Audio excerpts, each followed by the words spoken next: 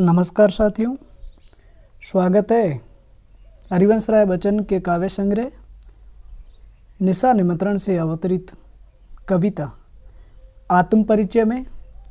इस कविता में हम न केवल आत्म परिचय कविता का परिचय देखेंगे, बल्कि उसके साथ साथ हमारे अनिवार्य हिंदी सृजन कक्षा 12 के पाठ्यक्रम में कविता का जो अंश दिया गया है उसकी चर्चा करेंगे।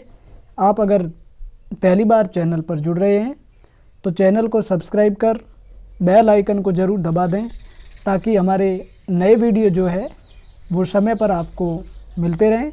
तो चलिए आत्म परिचय कविता का परिचय हम देखते हैं।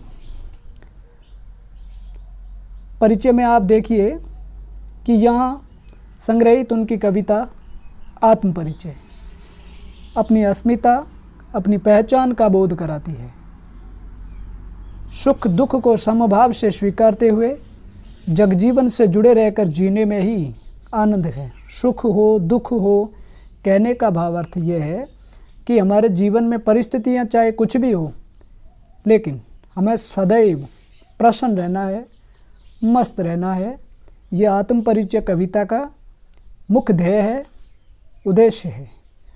कवि सिने सुरा का पान करके अपनी मस्ती में जीवन का गान गाता है। संसार की मौजों में मस्त भाव से बहना कवि को भाता है और अपनी मस्ती में वह नित नए जग का निर्माण करता है। यानी कि कई बार व्यक्ति के जीवन में उनके मन या उनकी भावना के अनुसार जब जीवन नहीं चलता है तो कुछ कपोल कल्पना से वो अपनी मस्ती को प्राप्त करने का प्रयास करता है। बच्चन उसी कड़ी के कवि है। दीवानगी का आलम यह है कि उसे अपने रुदन में भी नए राग, नए छंद का आभास होता है। जो अपने आप को पूरी तरह पहचान लेता है उसके लिए यहाँ वहाँ सर्वत्र मस्ती ही मस्ती होती है। ये आत्म परिचय कविता का हमने पाठ परिचय देखा। अब देखेंगे कविता क्या है। मैं जगजीवन का भार लिए फिरता हूँ, फिर भी जीवन में प्यार लिए फिरता हूँ। मैं जगजीवन का भार लिए फिरता हूँ, फिर भी जीवन में प्यार लिए फिरता हूँ। कर दिया किसी ने झमकृत जिनको छूकर मैं सांसों के दो तार लिए फिरता हूँ। मैं स्नेह सुरा का पान किया करता हूँ, मैं कभी न जग का ध्यान किया करता हूँ। मैं स्नेह सुरा का पान किया करता हूँ, कभी न जग का ध्यान किया करता हूँ। जग पूछ रहा उनको जो जग की गाते, जग पूछ रहा उनको जो जग की गाते, मैं अपने मन का गान किया करता हूँ। ये कुछ पंक्तियाँ जिनका हम परिचय देखेंगे। पहले तो कठिन शब्दार्थ की ओर देख लें। कठिन शब्दार्थ में आप देखना चाहें तो इसमें झनकृत यानी कि बजाना या झंझट या झुनझुन की आवाज़, ठीक है। तार यानी कि तारों का जो बाजा वीणा वगैरह होता है उसको तार कहते हैं। और फिर आप देखें, मैं स्नेह सुरा का पान किया करता हूँ। इसमें स्नेह सुरा, इसमें रूपक अलंकार है, प्रेम रूपी सुरा, यानी कि प्रेम रूपी सुरा जो है उसको आपके स्नेह सुरा कहा गया है। फिर आप आगे देखना चाहें तो जग संसार को कहते हैं, ठीक है। सामान्य सा अर्थ है, ज़्यादा इसमें कठिनता नहीं है। फिर आप आगे जा कर के देखेंगे तो उसमें सांसों के दो तार जीवन रूपी वीणा को कहा जाता है। और जग की गाते यानी कि संसार के लोगों को अच्छी लगने वाली जो भी बातें या जो भी संसार के लोगों की पसंद की बात कही जाती है उनको जग का बखान कहा जाता है। अब आप देखिए पंक्तियों का भाव अर्थ। मैं जग जीवन का भार लिए फिरता हूँ, फिर भी जीवन में प्यार लिए फिरता हूँ। कवि हरिवंश राय बच्चन इस चीज़ को स्पष्ट करना चाहते हैं कि संसार की काफ़ी सारी जिम्मेदारियां हैं और इन जिम्मेदारियों के दरमियान हमें अपने जीवन में खट्टे और मीठे दोनों प्रकार के अनुभव मिलते हैं। और ऐसी परिस्थिति में जहाँ हरिवंश राय बच्चन कह रहे हैं कि जीवन में हमें कैसे भी अनुभव मिले, कुछ अनुभव सुख अनुभूति के होंगे, कुछ दुख अनुभूति के होंगे, लेकिन ऐसा होने के बावजूद भी कवि कहना चाह रहे हैं कि मैं तो जीवन में आनंद और प्यार आह्लाद लेकर के घूमता हूँ। क्यों? अब आप आगे देखिए कि कर दिया किसी ने झंकृत जिनको छूकर, मैं सांसों के दो तार लिए फिरता हूँ। अब कर दिया झंकृत किसी ने, अब ये किसी प्रेमिका या किसी प्रिय की बात है जिन्होंने कवि की हृदय रूपी वीणा को यानी कि अंदर से एक प्रकार से झंकझोर दिया, यानी कि जिसके लिए पागलपन की सनक सवार हो गई, उन्होंने कवि को या एक प्रेमिका ने कवि को पूरी तरह से अंदर से द्रवित कर दिया। और मैं सांसों के दो तार लिए फिरता हूँ और इसलिए इस तरह मैं अपनी सांसों के तार लिए हुए जग जीवन में फिरता रहता हूँ, यानी कि इस संसार में चलायमान हूँ। फिर मैं स्नेह सुरा का पान किया करता हूँ, मैं कभी न जग का ध्यान किया करता हूँ। यानी कि स्नेह सुरा में स्नेह रूपी सुरा, यानी कि मैं प्रेम रूपी या स्नेह रूपी सुरा यानी कि प्रेम का प्याला पी करके चलता हूँ और मैं कभी न जग का ध्यान किया करता हूँ। संसार मेरे बारे में क्या सोचता है, संसार किस प्रकार की धारणाएं मेरे संबंध में गढ़ता है, उसे मुझे कोई मतलब नहीं। मैं तो अपने ज़िंदगी में स्नेह रूपी सुरा जो है उसको पी करके, उसके प्याले को पी करके मस्त रहता हूँ।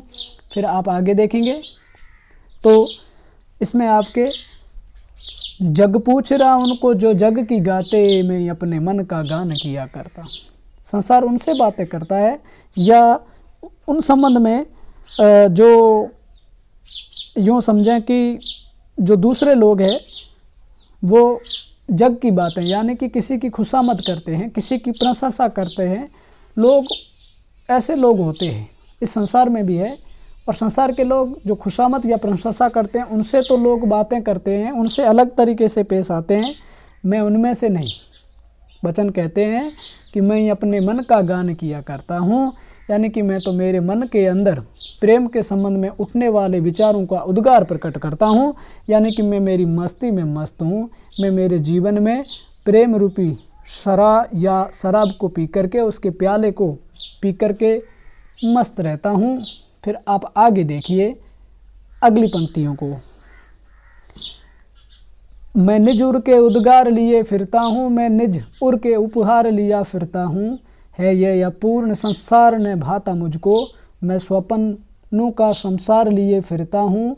फिर मैं जला हृदय में अग्नि दाह करता हूँ, मैं जला हृदय में अग्नि दाह करता हूँ। सुख दुख दोनों में मग्न रहा करता हूँ। जग भव सागर तरने को नाव बनाई, मैं मन मौजों पर मस्त बहा करता हूँ। कठिन शब्दार्थ आप देख लीजिए। मैं निज उर के उद्गार लिए फिरता हूँ। निज का अर्थ होता है अपना, उर यानी कि हृदय, उद्गार यानी कि अपने अंदर के भाव। फिर उपहार भेंट को कहते हैं। और आगे आप स्वप्न संसार को कहते हैं। फिर आगे देखिएगा अग्नि आग को कहते हैं। सामान्य सा है। भवमोज जो है वो भवसागर यानी कि संसार रूपी सागर को कहा जाता है। और स्वप्नों को संसार यानी कि अच्छी लगने वाली बात ये हो गया। इसके अलावा आप नाव यानी कि अच्छे कर्म को कहते हैं। और अब आप वापस इसके अर्थ को देखें कि मैं निज उर के उद्गार लिए फिरता हूँ, मैं निज उर के उपहार लिए फिरता हूँ। इसमें कवि कहना चाहते हैं कि मैं इस संसार के बारे में अपने हृदय में जो नए भाव प्रकट होते हैं उसको लिए फिरता हूँ। और उन्हीं भावों से मेरे अंदर के या मेरे अंदर से उठने वाली भेंट जो भी मेरे अंदर के विचार प्रादुर्भात होते हैं या अपने हृदय की भावना को श्रेष्ठ भेंट मानकर इन चीज़ों को अपनाता हूँ। फिर आप देखिए, है यह अपूर्ण संसार ने भाता मुझको, मैं स्वप्नों का संसार लिए फिरता हूँ। वचन इस चीज़ को स्पष्ट कर देना चाहते हैं कि जिस संसार में प्रेम नहीं, जिस संसार में प्रेम नहीं है, वो हरिवंश राय बच्चन को संसार अपूर्ण लगता है। इसलिए इस संसार में प्रेम का अभाव है, और जहाँ प्रेम का अभाव है, जहाँ मुझे प्रेम मिलना चाहिए नहीं मिलता है, तो मैं मेरे स्वप्न संसार का निर्माण करता हूँ। यानी कि मन को अच्छी लगने वाली भावनाएं जो संसार में तो नहीं है, लेकिन उन्हीं भावनाओं को मैं मेरे स्वप्न में ला करके मस्ती में रहकर अपनी ज़िंदगी का जीवन यापन करने का प्रयास करता हूँ। मैं जला हृदय में अग्निदाह करता हूँ, मैं जला हृदय में अग्निदाह करता हूँ, सुख दुख दोनों में मग्न रहा करता हूँ। अब इसमें कि मेरे हृदय में प्रेम की अग्नि जलती रहती है, और उसी की आँच से मैं खुद तपता हूँ, उसी की आँच से मुझे तपन महसूस होती है, और मैं उसी प्रेम दीवानगी में मस्त होकर जीवन के सुख दुख दोनों दशाओं में मस्त रहता हूँ। चाहे सुख हो चाहे दुख हो, मैं तो बस अपने हृदय में अग्नि जला करके उन्हीं की तपन में आनंद मग्न रहता हूँ। अब आपके जग भव सागर तरने को नाव बनाए, मैं मन मौजों पर मस्त बहा करता हूँ। यानी कि ये जो संसार है ये विपदाओं का सागर है, तकलीफ़ें ही तकलीफ़ें हैं, और मैं इसे प्रेम रूपी नाव से पार करना चाहता हूँ। यानी कि प्रेम की नैया या नाव को बना करके या अच्छे कर्म से इस संसार को पार करना चाहता हूँ, और इसलिए मैं भवसागर की लहरों पर प्रेम की उमंग या मस्ती के सहारे बहना चाहता हूँ, और जिससे कि मैं इस संसार सागर को पार कर सकूँ। तो इसमें भवसागर जो है, इसमें रूपक अलंकार है, संसार रूपी सागर। ठीक है, बाकी तीसरा आप पंक्तियाँ देखिए, मैं यौवन का उन्माद लिए फिरता हूँ, उन्मादों में अवसाद लिए फिरता हूँ, जो मुझको बाहर हंसा रुलाती भीतर, मैं हाय किसी की याद लिए फिरता हूँ। कर यत्न मिटे सब सत्य किसी ने जाना, कर यत्न मिटे सब सत्य किसी ने जाना, नादान वही है हाय जहाँ पर दाना, फिर मूड न जान फिर मूड न क्या जग जो इस पर भी सीखे, मैं सीख रहा हूँ सीखा ज्ञान बुलाना। अब देखिए कवि बच्चन का इन पंक्तियों का अर्थ, मैं यौवन का उन्माद लिए फिरता हूँ। उन्माद किसी के अंदर प्रेम की सनक पैदा हो जाती है, या प्रेम का जो यूँ समझें कि प्रेम की पराकाष्ठा बच जाती है, हम उन्माद कहते हैं। अवसाद दुख से उत्पन्न उदासी को कहा जाता है, जहाँ तकलीफ़ होती है उसको अवसाद भी कहते हैं। फिर इसमें यत्न कोशिश को कहते हैं, नादान जो ना समझ होता है उसको कहेंगे, मूड तो फिर आपको पता है मूर्ख को कहा जाता है। अब आप भावार्थ को देखिए कि मैं यौवन का उन्माद लिए फिरता हूँ, उन्मादों में अवसाद लिए फिरता हूँ, यानी कि मैं जवानी की मस्ती में मस्त रहता हूँ, और मेरे ऊपर प्रेम की इतनी सनक सवार रहती है कि इस दीवानगी ने मुझे कदम कदम पर निराशा भी दी, अर्थात तकलीफ़ें भी दी। इससे मेरी स्थिति बाहर से तो जो मुझको बाहर हंसा रुलाती भीतर, बाहर से तो मैं मस्त लगता हूँ, लेकिन अंदर से मुझे तकलीफ़ होती है, पीड़ा होती है। क्यों? क्योंकि इस स्थिति का मूल कारण ये है कि मैं अपने हृदय में किसी प्रिय की मधुर स्मृतियाँ लेकर के चलता हूँ। मन में मैं हाय किसी की याद लिए फिरता हूँ, यानी कि मेरे जीवन में किसी प्रेमिका या किसी प्रिया की मधुर स्मृतियाँ है जो मुझे बाहर से हंसाती हैं, लेकिन अंदर से तकलीफ़ देती है, पीड़ा देती है। इसलिए आगे देखिए, कर यत्न मिटे सब सत्य किसी ने जाना, नादान वही हैं हाय जहाँ पर दाना। यानी कि कवि इस चीज़ को स्पष्ट करना चाहते हैं कि इस संसार को समझने के लिए खूब सारे लोगों ने कोशिश करी, पर सत्य किसी ने जाना। संसार के बारे में या इसके बारे में या जीवन सत्य को कोई नहीं जान पाया, क्योंकि नादान वही है हाय जहाँ पर दाना। ये संसार है, भोग विलास, जीना आना करना, संसार चक्र में इस तरह से लिपट जाते हैं कि हम किसी को भी या संसार की वास्तविकता को नहीं जान पाते, और इसलिए इस संसार में जैसे जहाँ पर भी धन, वैभव और सामग्री मिल जाती है वो वहीं पर टिका रहता है, अर्थात अपने निजी स्वार्थ पर आधारित होता है। और कवि की दृष्टि में ऐसे लोग मूर्ख होते हैं, क्योंकि वे जानबूझकर सांसारिक चक्र में पड़ जाते हैं। लेकिन मैं सीख रहा हूँ सीखा ज्ञान भुलाना, यानी कि मैं इस संसार रूपी सागर से पार होने के लिए, ऐसी चीज़ों को या भव रूपी सागर को पार करने के लिए सदैव प्रयत्नरत रहता हूँ, कोशिश करता रहता हूँ। इसमें भी काफ़ी सारी चीज़ें जहाँ पर किसी कवि की या किसी प्रेमी की, जिनके हृदय में किसी की जगह स्थापित हो गई है, उसकी तकलीफ़ क्या हो सकती है, आप बच्चन के इस आत्म परिचय नामक कविता में देख सकते हैं, जो उनके काव्य संग्रह निशा निमित्रण से ली गई है। फिर आप आगे देखिए, मैं और जग और कहाँ का नाता, मैं बना बना कितने जग रोज मिटाता, जग जिस पृथ्वी पर जोड़ा करता वैभव, मैं प्रति पग से उस पृथ्वी को ठुकराता। फिर आप आगे देखिए जो चर्चित पंक्ति है, मैं निज रोदन में राग लिए फिरता हूँ, शीतल वाणी में याग लिए फिरता हूँ, हो जिस पर भूपों के प्रासाद निछावर, मैं वह खंडर का भाग लिए फिरता हूँ।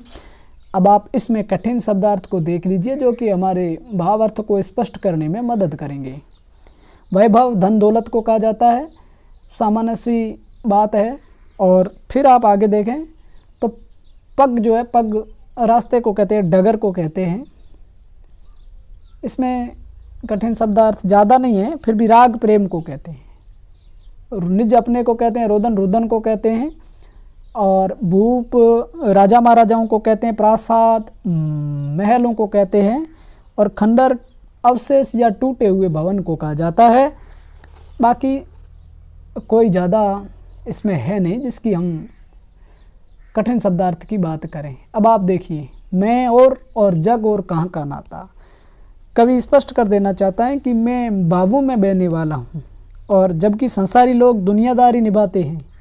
इस कारण मैं और संसार दोनों अलग अलग है, और मेरा और संसार का कोई संबंध नहीं है। मैं बना बना कितने जग रोज मिटाता, जग जिस पृथ्वी पर जोड़ा करता वैभव में प्रति पग से उस पृथ्वी को ठुकराता।